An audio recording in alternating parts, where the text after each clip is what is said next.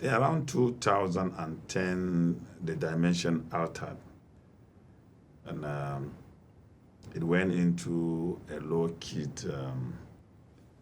warfare with more of guerrilla approach, and then it relocated from the metropolis uh, to rural areas because phase one from 2001 to 2010, it was basically on the streets of metropolitan cities, especially Jos, Bukuru and Jos, where you have youth openly fighting on the streets, pinch against each other. But 2010, 2011, the dynamics altered.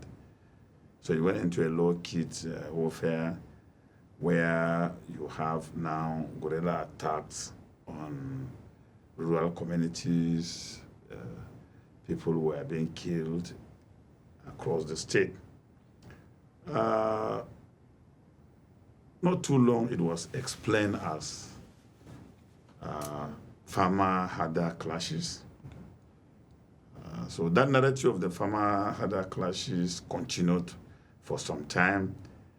And whenever it is unexplained, it takes the form of unknown gunmen. So this narrative was sustained with this also pattern of attacks. But in 2000, from 2023 to date, there have been now the phase three of the dynamics of the Plateau conflict, where now you have arm-carrying elements bearing non-indigenous identities. They speak languages that cannot easily be reconciled with any of the ethnic nationalities within the geo-ethnic configuration of Nigeria. And even when they attempt to speak languages, they are quite distinct and ununderstandable by the indigenous communities that have come under barrage of attacks from these groups. So we now had to deal with this new wave. But the attitude of the state, and when I say the state, the Nigerian state, had remained consistently so naive, trying to sustain this old an archaic narrative of farmers herders conflict, or it's a communal conflict, or it's political, or it's ethnic, or it's religious, and conveniently sometimes they refer to it as unknown gunmen. So government kept peddling these narratives while these criminal gangs gained more ground. So from the latest attacks and the statement from the governor, we have over 64 communities currently being controlled by these armed men. And then their pattern of attack now is too dangerous because it's genocidal. Once they attack a community, they eliminate anything living. They kill men, they kill women, they kill children, pregnant women, old men. Everything they destroyed. And those who survive from that community may not love or dream of coming back again. And then these criminals control those areas.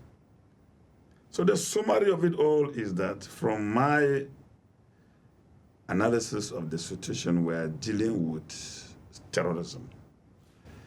And these terrorists have some elements of ideologically driven terrorism, but basically motivated by genocidal killings in order to grab land. Now, what will be the purpose of grabbing the land? Do they intend to inherit the land? Certainly not. Because these are people that their identities seems to be coming from very far.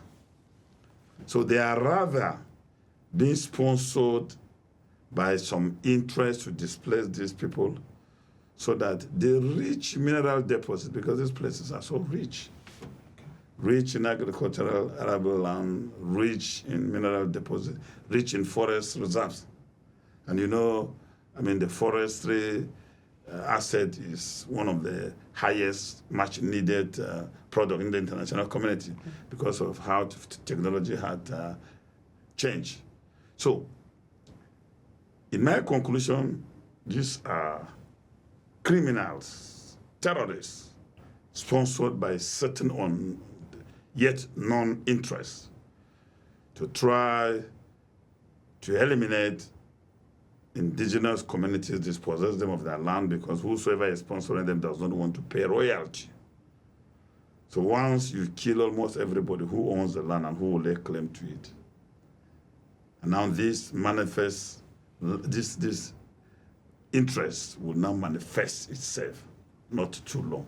So what is happening in Zamfara, where criminals has used arms to displace almost 80% of the population, and they are either living as internally displaced persons or refugees, or on the alternative, they are allowed to remain but to pay heavily taxes to these criminals for protection. So it's just what is actually unveiling on the plateau. Unfortunately, government have been too hypocritical and also economical with the process of the intelligence related to what is happening over there.